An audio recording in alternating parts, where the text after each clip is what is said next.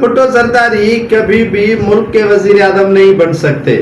آپ پوچھیں گے کہ بلاول بھٹو زرداری تو وزیر اعظم کی دوڑ میں ہے، بھلا کوئی شخص مودی کو گالیاں گالم گلوچ دے کر وزیر اعظم بن سکتا ہے؟ یہ تو اسے چوسنی دی گئی ہے، لولی پاپ دیا گیا ہے کہ بیٹا آپ فرنٹ پہ کھیلو، آپ کو اگلی مرتبہ وزیر اعظم بنایا جائے گا۔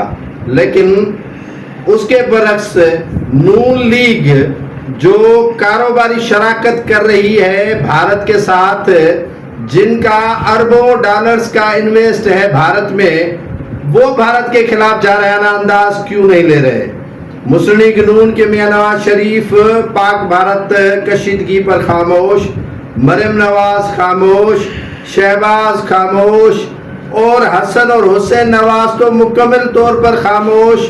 اس کے علاوہ شہباز شریف کا بیٹا حمزہ بھی خاموش، لاہوری خاموش، راول پنڈی والے خاموش، فیصل آباد والے خاموش، اور یہ ٹھیکہ اٹھایا گیا ہے بلاول بھٹو زرداری نے۔